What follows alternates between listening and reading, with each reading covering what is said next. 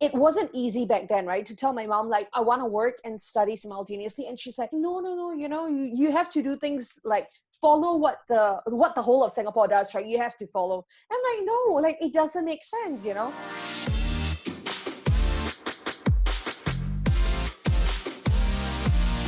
Hey everybody, welcome to the Live Your Legacy podcast. The goal of our show is to help you live your own legacy by connecting you to people and concepts that have made a tremendous impact on the lives of others. And we're all looking for that 1 degree shift in the podcast, which will help you to change your trajectory in your life. My name is Darius, and today's legacy guest is the founder of affordable luxury lifestyle magazine, Vanilla Luxury. In 2015, she founded Vanilla Luxury as a marketing agency for luxury brands. And 2 months later, they won a silver award at the 2015 Marketing Event Awards ceremony for a Valentine Vendetta event and was a finalist for the best use of retail marketing at the Luxury Lifestyle Shopping Awards that same year. At the age of 17, she was dead set on becoming a marketer and climbed her way up from a customer service role to building Vanilla Luxury, which has a readership of over 500,000 people. Introducing the life of a true entrepreneurial struggle, Gursheel Dhillon. Welcome to the show. Thank you for having me. Okay, great. Let's dive into the first question. Where did your passion for marketing and entrepreneurship begin, especially at the age of 17? Okay, to answer that, so the reason how I got into all of it was that at 17, after I finished my N levels, right? Most people are out partying, and I was like, yeah, I've got nothing to do, so let me apply for a job. So I started working with a boutique spa that is of an international brand. And so obviously, when you're 17 years old, you got no experience, you obviously will be the front desk, right? Like the receptionist or like customer service. So I started there. Then slowly I got very interested in skincare. I started doing consulting and, with customers. And I realized that, in order to sell or to recommend a product, right? It's like people are just driven by the marketing initiatives behind it. Like, oh, if I buy like $500 Uggle, what free gift? So then I was like, oh, okay, people care. So then I started getting a lot more involved. And my marketing manager, who's the founder's wife, was ex-P&G. And she was like, she was very cool and very chilled out. And she's like, yeah, give me your ideas, very open about it. So I started having real hands-on, experience at 17, 18, 19. And I worked there till I was about 21. And while I was working, I wasn't sure what I was going to study, but I knew I got into engineering, right? And I was like, no way in hell, over my dead body, okay? I cannot do engineering. I knew what I couldn't do, okay? So I needed to find a backup plan, right? Because my mom didn't speak to me for a very long time because of this, this decision. So I then decided that, okay, it's going to be marketing. But then I didn't know for my double major, should I do marketing, advertising? Should I do PR, advertising? What combination to take? And she was like, you've got PR is something that you're natural at and you don't need to learn that. Because it's just writing. But in terms of advertising, it's a lot of graphic design, skill, eye flow, and that is something that you need to learn, in university. So that's how I chose to do a double major in marketing and advertising. Okay, and where did this whole devotion came in? Where did this love for marketing really come in? Okay, you talk about how, you went through that journey, but what made you go I really love what I'm doing and this is something that I'm going to do on for the rest of my life? Okay, so while I was working, I was also studying. So I was doing my diploma as well. And I realized, look, okay, I'm going to be very honest. I suck at accounting. My sister thought I was an absolute moron. Okay, I'm not sugarcoating at all. I don't like economics. I really don't like math and science. But then I realized that, I really love marketing. I love branding. I like the campaigns we were doing were, obviously case studies, because our lecturer back then was working in for a big, agency. And he was giving us his real life campaign, and I was putting full advertising campaigns together, and I had so much fun. I loved the research, from start to finish. I just loved it. And I was like, this is something I'm really good at as well. And I was getting really high distinctions, and my classmates were not too happy about it. But, I'm like, look, okay, this is one thing I'm good at. Everything else you win. This is the only thing I know and I'm confident at. So yeah. So do you think that's really your zone of genius? And would you say it's quite fortunate that you found like your zone of genius quite early on compared to maybe people who have found it in their 20s or even 30s. Absolutely. I think, and when you look at things, right, and you realize that, life is actually a journey and like you are put in situations, like it wasn't easy back then, right? To tell my mom, like, I don't want to go to poly, I want to work and study simultaneously. And she's like, oh my God, what will people say? Like, everyone go GC or poly, you cannot do something different because like, I think that was like 18 years ago, like I don't know, like a long time back. So then she was like, no, you have to do things like follow what the whole of Singapore does, right? You have to follow. I'm like, no, like it doesn't make sense, But it was so hard, to like try to justify because they're like, you're a child, you don't even know what you're doing, until today she's like, you're still a child. So it's quite yeah, but I guess once you kind of know. And the thing is that I was very certain because I know what I was good at and I know what I was horrible at. So I guess like that self-belief also helps. Yeah. And I think at a very young stage, I was a bit more mature. For my age, I think at 17, 18, I, was working full-time. I was studying as well. So I guess that did help a lot. And thank God, I'm not a guy. I don't have to do NS. True. And for those that and most of our viewers are actually from like outside Singapore. So NS is like a national service, basically where guys have to go for the military service and they spend 2 years over there while girls can go on to university and study.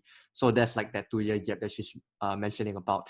So regarding on Vanilla Luxury and really starting up that whole company, do explain to us what Vanilla Luxury is as well. But what were the biggest challenges that you really faced when you were starting up this whole company?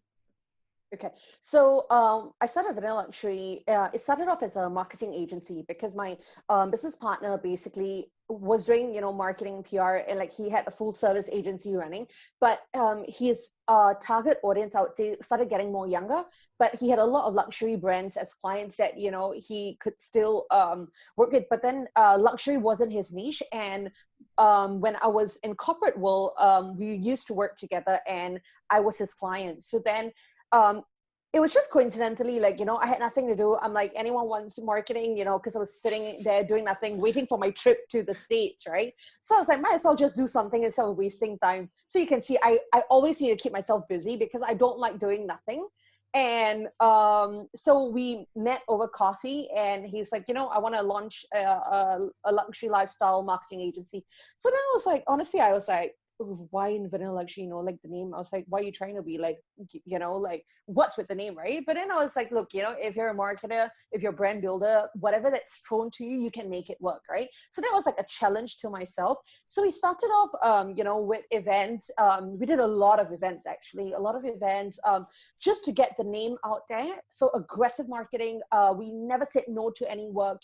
I still remember, like, we would do nightlife, we would do restaurants, we would do launches, and I would burn, I don't know, like 16, 18 hours a day. Weekends I'll be working because we were running nightclubs as well in order to just get, generate as much income as possible to get the business off. And so when we started the agency, very quickly, I had a lot of clients who were very good friends of mine, and they were all female startups. And I'm very passionate when it comes to female-oriented businesses because I think somewhere in me, there's like a very alpha feminist sort of I'm always pro women, sorry, but it's the truth. And I realized like, shit, like these people can't afford a $3,000, advertising campaign, or they can't afford PR. And I was like, what is the solution? And I was like, and when you do PR releases, right, if it's, the big boys control it, right? And it's up to one person's decision whether, you can have the best product in the world, but if the editor's not going to feature you, you're not going to get a shot. So I was like, like, screw this. I was like, you know what? I'll just start my own magazine. I will write about products that I really believe in. I'll write about all these amazing friends that I have that, they can't shell out a big money, but like $150 was something they could afford, like $100, 150. I was like, at that time when I was still starting, because my agency was actually funding the magazine. So, I literally bootstrapped the entire thing. And I realized like, hey, this is a platform. It's got legs, it's got potential. I mean, to be honest, when I first started the magazine, it was already connected to a shopping cart, which a lot of people are now doing, right? But I did that initially thinking that, hey, like people will read about it, they'll be convinced and they'll buy it. Because the consumer purchase cycle is like awareness, reminders, and then action. And then I realized like, oh no, it doesn't work like that. And it was costing me a lot more money, and it was just not hitting the ROIs that I needed. And I was like, no. Let's take a step back. Let's just churn content. Let's build SEO. And that time, SEO was a new thing. I self-learned SEO myself. And I was like, okay, like there are all these different areas, right? Because when I was in university studying marketing, there was no digital marketing course. It was PR and advertising, ATL, BTL, So I learned how to do Facebook ads, Instagram ads, SEO, blah, blah, blah. Long story short, I realized that churning content aggressively will help these brands. So then we started, we switched the business model and we kept pivoting. And now I think we're at a very golden spot where, whatever we write, it's like, it trends on Google. Most of the times we don't have to boost the story. Sometimes we need to boost the story just to give it, when it's very competitive topics. But I just, to answer your question, like there's no one challenge.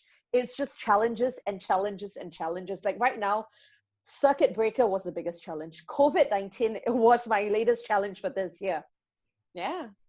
Okay, and maybe I would love to go into the marketing point, but this is not the whole point of the whole podcast. So let's continue on with what kept you going through throughout this whole like different challenges that you faced. I guess in all fairness, I was very lucky to have very good clients. My clients were honestly very supportive. They were like, honestly, we had a relationship like friends. I had a very good team of like, colleagues to work with, business partners to work with. And, it's like, you always have moments where you're like, you have self-doubt, right? Like all of us go through that. Or like before a big event, like I think the first F1 event I did, we had like some 5,000 people, and the anxiety. So that's when I started getting anxiety attacks and panic attacks before my event. And you don't register, and you need someone to be like, hey, let me help you with this. You got this, why don't you do this and I'll do that part. So it's really teamwork. And then the great thing is that, our readers are, most of them are now friends, our like people that attended most of my events. I do have very good relationships with all my fans, followers, as well as, random people that, are clients, but now turn into good friends. Because you went through like so many different challenges and you say that there wasn't just one point of challenge, were there like doubts in your mind going on like, okay, maybe I shouldn't do this, maybe I shouldn't start out a magazine because like people maybe don't read magazines nowadays? Or did these doubts ever come out, and how do you really deal with it? Of course. So when we first started out as a magazine, obviously you've got the kings, right? The SPH, the Media Corps, which are like, obviously everyone in Singapore knows them, right? So they're like there. Then you've got a lot of magazines that are, like digital publications that have been there, a hit on us in all fairness, started 5 years ago, 10 years ago, much earlier. And then I realized that, hey, I don't want to be the Tatler of Singapore, because that's very atas. And it's like, I'm really young versus like all these people who are so much more experienced. I was like, let's not go, and like fight in that corner. And then I realized that I didn't want to be like the mass blogs, because it's like, it's also very hawker center, and it's like, there was just no niche. And then I like, with a lot of research, with a lot of like, trial and errors, I realized that there is a really good affordable luxury market, which is someone that has, when you go out to a club, right, you buy a bottle, or you go to a restaurant, like a good, money to spend. And I realized that there is a lot of products that also caters to this target market. So I found the middle segment that had an overlap of both sides, and I just focused on it. I mean, selling a magazine when you're brand new is the toughest thing to ever do, okay? Like I hired a lot of people, and then unfortunately, they struggle with it, because I believe, like, and my sense is, if you don't believe in something you're selling, like 100%, you'll never be able to sell it. And in the end, I realized like, hey, again, I'm the one selling, I'm the one, doing all the talking, I'm the one explaining how it works, because most of the clients that need your service don't understand digital marketing. It's foreign to them. Then if you've got salespeople that don't believe in what you do, or are unsure, or have doubts, or that's not their area of expertise, then they will never be able to, make a sale. So initially I was like, oh my God, is this really not going to work? Because so many people, and these people are talented, right? Like, why can't they do it? But then I'm like, at the same time, they can't do it, but I'm selling. So like, something is not right. So I think, just that self-belief and knowing what you're doing is right. And like just teaching or helping people understand what they should be doing.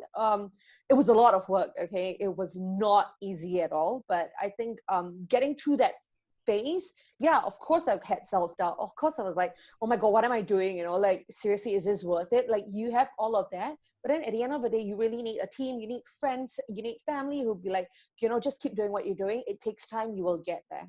Now you talk about like long hours and long days and long nights and things that pretty much people won't do, but you will do, right? Can you walk us through some of the things that most people see, like the glamour and glitz, right? But what is it that others don't really see a lot about, which takes you many, many hours to do? So let's say, for example, when let's say, okay, if we talk about the agency, when we do an event, the anxiety, the stress, making sure, Singaporeans are very last minute, by the way. Okay. So when you plan an event for like thousands of people, and then you're like, why is no one booking? Why is no one confirming? Like, you're just messaging people, you're meeting people, you're like, hey, are you coming or not? Like, what's going on? It's constant and it worries you. And for me, I need to finish my work before I can sleep. If my work is not done, I will not have a good night's sleep. So it's like, I will wake up with panic attacks. I will wake up with anxiety. Like, before an event, I'm very anxious. Okay. Like, half the time, my very good friends who know, when they see me, they're like, have a shot, like, you need a drink. But the thing is, because you're like, oh my God, like, is this person here? Like, you just want to do your best and you want everyone to be happy, because if your guests are happy, then I'm happy, and I'm that kind of person that I'm a people's pleaser, especially when it's my clients or my customers. And like running the magazine as well, like, we don't just, hey, we just, figure out, like, just write and like just publish and everything. We plan, we do research, we think about it, we brainstorm, we look at what other people are doing, we ensure that we write something first before someone else copies us, and like, it's a lot of work that you're constantly doing. Like, if I'm on my phone, I'm looking at who's buying ads, what's trending, what's going on. It's not like I'm scrolling mindlessly. So you're just, whether you know it or not, subconsciously, you're just constantly working. Now, what do you think was really the build up? First, because it was when you were pretty young, right? When you start up, and then you had this whole search and you started getting a lot of results. What do you think was like, what do you think attributed really to that whole build up and the results that you got subsequently? I guess because I was running two companies at the same time, right? Like, I was working really hard in my agency, and then that obviously allowed me to have the magazine, which was a passion project that I started to help, women entrepreneurs. And just by running it, I guess the thing is, I think it's also self-belief, right? It's like, for me, if I do something, I do it right. If I start something, I will finish it. I'm not the kind that like, oh, let's do this, and then like, oh, after like a week later, oh, I don't want to do this, let me go and bake a cake or like be a baker, So for me, it's always about consistency, and it's like, you start something, you have to finish it properly. But at the same time, I feel like, because I had another business that was funding my passion project, I never had to worry about the money, and I could, build on it, work on it. But then I had to take on more work. And because I was single at the time, I had no commitments. I mean, honestly, like, when you're single, you're young, you have a lot of energy. I mean, instead of partying, you might as well make money while you're partying, right? So that was my concept. And I really enjoyed, like, I enjoyed my work so much that I would never complain if I have to be in a club till like 4 or 5 a.m., because I'm like, I'm having fun. So yeah, I guess it's a lot of things that, as you reflect upon it, a lot of things worked really well, and we had like very good cash cows when we started. So, it gave me the time, it gave me the resources to build the magazine. Now, if you had to start all over again, what would you actually change? Oh, okay. You can't really change much, but I would try to do things. I wouldn't try to rush into things. I would say I would pick and choose the projects that I take on a bit, I would say a bit better. Choose who I work with and partner with and collaborate with. And obviously, have a lot of legal documents in place, because sometimes, when you say something, and then, after a year, 2 years, you don't remember. So I think black and white, make everything legal, document everything you do, make sure you're filing everything correctly. These are, I would say, I wished I spent more times doing this paperwork per se, instead of trying to, hit a KPI, hit my goals, or just like, run a successful event. I think the paperwork part, just making sure that, you cover all your bases, I think that would have been something I would have, wished I spent more time on. Okay, and so what is one advice that really changed your whole journey throughout throughout Vanilla Luxury? Okay, I got a lot of advices, but I think one that stuck out the most is from our mutual friend, Andrew. So Andrew Bryan, who's, all about self-leadership. So he told me one thing, he told me a lot of things actually, but one thing that stuck with me was that never undersell yourself. Like, you know what you can do, you know what you're capable. Because the thing with Singaporeans is when they're friends, right? And, when sometimes the relationships gets blurry and, they would expect discount. Or they were like, oh, can you give me cheaper? Oh, you're brown, I'm brown. Give me a discount, bro. Like, oh my God, like, how so expensive? So I think like just maintaining my price is something that I should really, focus on. So not underselling yourself. Okay, that's a really great advice, by the way, because most people, when it comes to friends, they always think like, I can get a bonus, I can get a discount, right? And it's all about standing firm on your point of view as well. So what do you think are like the three biggest takeaways you can really say from your business and life as a whole as well? Okay, so I think let's start with business. I think the first thing to summarize is black and white everything that you have. Make all contracts legal. Make sure you're legally protected. As much as it's friends, it's your really good friend for 10 years, your uncle, your auntie, whatever. If you have a business agreement with someone, black and white it to protect yourself and the other party. In terms of life, I would say do whatever that makes you happy. I know we all have bills to pay. Trust me. This year has been horrible, the worst actually for most people. And I would still say, you can do what makes money, but on the side, make sure you spend time. Whether it's having a cup of your favorite coffee, or having your chocolate, or going to a spa, or meeting your friends, whatever that makes you happy and gives you that peace of mind. Do it. And in terms of life and business together, don't pass up any opportunity that's given to you, because I think it's very important. Like, for example, you reached out to me and I'm like, yeah, sure, let's do it. And the thing is, I think every opportunity that you get, you should just seize it. Because now when I look back, right, can you imagine, like, last year I traveled, like I was doing like 2 trips a month, and now I'm like, damn, I've not even traveled and it's been 6 months. This is the longest I've stayed in Singapore. So I would say, always say yes to an opportunity, because you never know, when it's going to be taken away from you.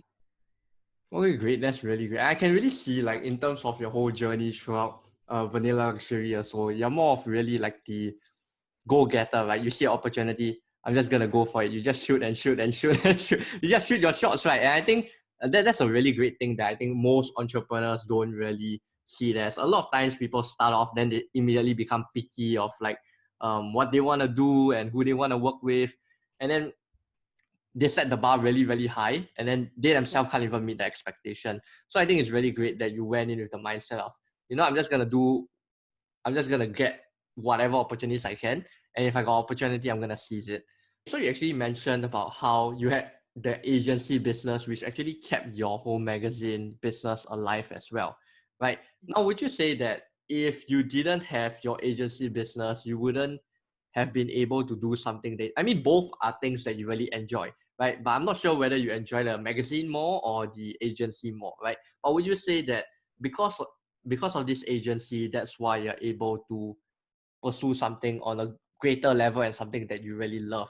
So to all those people out there, right, should they go for something that makes them money, or should they go for something that, they really love? Because I mean, the good thing for you is both of the things you kind of like it. I'm not sure which one you love more. But for other people, right, I think handling 2 business itself is already quite crazy. One is enough already. So 2 is a bit crazy. So what would you say to people starting up? Okay, I feel, right, it's time management. Okay, it's what you need to be really honest with yourself. So let's say, for example, you say, I've only got 8 hours a day, because some people have kids, right? And the thing is, it's bills are very important. Okay, I would say money first, because if you don't have money, you have nothing. Okay, like, so the thing is, obviously, if you have a day job, stick with it, do whatever you need to, but your passion project is something you can slowly build along. No one says you need to finish it in 1 month. No one says you need to start in 6 months. It can be 1 year, it can be 2 year, but start every day. Even if it's 30 minutes, right? You like, okay, for example, I know really favorite baker of mine, Jane, right? She makes this beautiful cakes called Row Midnight, which is like, very like avocado, healthy, blah, blah, blah. So she's got kids. She's starting a new business. She's like a one-man show making all of it happen. And what's really impressive is, right, is really time management. Because I look at all these different people, right? Like, I mean, trust me, I've got friends, people that I love, very good friends of mine who do nothing all day, okay? There's nothing wrong in that. That makes them happy, right? So whatever I say, it's look, okay, if you want to do nothing and that makes you happy, it's your call, your life, right? But the thing is, for people who want to start something, figure out how you can work it with it, right? And set a realistic deadline. But make sure if you want to do something, do it. Don't give excuses. Don't procrastinate. Like if you are certain example, okay, like you want to launch your blog, okay? Like my girlfriend called me the other day and she's like, I want to start a blog for moms. So I said, okay, perfect. You're on maternity right now. You've got 2 kids. 1 more is coming out, right? So even if it's writing 1 blog a day or 1 blog a week or 1 blog a month, start. Because when you have more time, like some weeks you can write 3 blocks, right? Some weeks you cannot write at all, but start a content, just start. And once you start doing it, you'll get better at it. You get the practice out of it. Then while doing it, you'll realize whether this is something that you want to really pursue, at a later stage, or it's something you just want to keep as a passion. So it's time management, it's start and not procrastinate. Now you mentioned about how there will be days where you have to drag yourself out of bed and maybe you procrastinate as well. But I'm quite sure that, you yourself throughout the whole journey, there are days that you really, really don't want to do the work. But of course, what pushes you on to continue say, I'll do work? Because sometimes like passion can really get you started and running, but to control and to maintain and not burn out, how did you actually go through that whole struggle? Trust me, there are days I burnt out, man. There are days where I'm like, screw this, I need my phone away. I cannot, because like, WhatsApp gives me major anxiety, right? Even now on weekends, I mute my notification, okay? If you're my best friend, you will call me, right? Anyone else, I'm sorry. Like, I just need I need my sanity, okay? It's important. Mental health is so important. So the thing is, it's really important to set time for yourself. Like I never used to do that, and the good thing is, thank God, when I can't do it, I tell my business partner, I say, you know what, I'm done. Like I need a break. Like I died, I would just say, I'm dead. Don't talk to me. I'll talk to you tomorrow. Like I just need that 1 day to recuperate, because there are days where you're so exhausted. And for me, being a woman, right, like I get really bad, cramps, and I just can't get out of bed. And it's a real problem that a lot of women deal with. And it's something that I've struggled since I was 13 years old, where I get sick every single month. So the thing is, it's like you need to know, like, okay, if you're going to get sick, take the time out, get, rest, recover, because it's like everyone is a battery at the end of the day, right? We all need to be recharged. So, you take the break if it's needed, but then, continue, go back to what you left off and get back on it. And I think, do you, yeah, sorry to interrupt, but what do you think yeah. is like your best way of recharging and replenishing your energy? I mean, because you seem like you're a person with really high energy as well. So sometimes introverts can't, I'm not sure if you're introvert, extrovert, but sometimes introvert will be like, oh man, I can't have that kind of energy of keep going over and over again. But how do you actually replenish that energy that you have? You really want the truth? Yeah, go ahead. I lay in bed and I watch Netflix all day. Done. I don't do anything. I don't cook. I order in, or my husband cooks, whatever. But I'm not going to get out of bed. I'm going to stay in bed, and I will be in bed. And I think I did that last Sunday because I was just exhausted, right? And I was like, today I am not going to get out of bed. And I just watch all the movies, and yeah, just be happy. Just do your downtime. Everyone needs it. No, that's very honest answer, because I think a lot of people got different way of replenishing. So I just wanted to ask, how do Yeah, you yourself replenish your energy? mine's very normal and very easy to do. Okay, great. So before I ask my last 2 questions, where can others learn more from you or learn more about you? Well, I'm pretty much on every social media platform. So if you just Google my name, Gursheel Dhillon, you should be able to find me. Instagram is where I'm most active, but I'm also on LinkedIn, and yeah, Facebook. Okay, great. What do you think is the meaning of live your legacy to you? Okay, when I read this question, right, I was like, I'm 32, man. What legacy? I'm still so young. But I feel legacy is it can mean a lot of different things. It can be interpreted in many different ways. So for me, is about achieving. So I've always been an achiever. Where at 17 I had my first job. At 21 I wanted to finish university by 21. I did that. 25 I jumped into the world of entrepreneurship. So the thing is, I feel that, set goals and achieve it. That's how you kind of make your year worth it, right? Although this year, I mean, it's really a shit show for everyone. But, we still have half the year left. So whatever you want to accomplish in that later half of the year, put that down in writing, be accountable to yourself, and, just achieve that. So I feel like, because I'm only 32, I hope like another half of my life to live. So so Or I maybe would three still times want more? to it's okay. I think I'll be quite done with the world by then. So yeah, so then just keep achieving. And I don't know where, what is in store for me in the future. I really don't. So I'll just go with the flow. And yeah, so I think that's going to be the biggest in terms of legacy. Yeah, I'll just keep going, keep achieving, and then who knows, I'll talk to you in 10 years later and I'm like, yeah, I did this. No, very interesting perspective. Actually, first time on the show that someone would say like, I'm gonna go with the flow. Because most of the guests that we come here always like have a plan, have a goal, and they really like they know where they're gonna be 10 years, 20 years, and they wanna what kind of legacy they wanna live, which is very interesting perspective because um of how you went through this whole journey of really just seizing every opportunity. I think that's a real testament of like you knowing that you're gonna grab whatever opportunity. So like what you say, right? The words that you say, go with the flow. So even maybe 10 years from now, you won't even know what opportunity you're gonna grab which Exactly, I think is exactly. which I think is a very great trait for every entrepreneur, which I think most people discount the fact of like being choosy with their opportunities. Back to the whole problem of being choosy with the opportunity rather than grabbing everything that they can find or they can know. So thanks for really being on the podcast, Gursheel. If you enjoyed this podcast for the people listening, do make sure to like, subscribe, and leave a review of what your biggest takeaways are. Today's podcast episode is very, very different because we got like a struggle of an entrepreneur here to really share and shed light on what it is really like to start up your own startup. So until the next episode, start living your legacy, my friends. Thank you.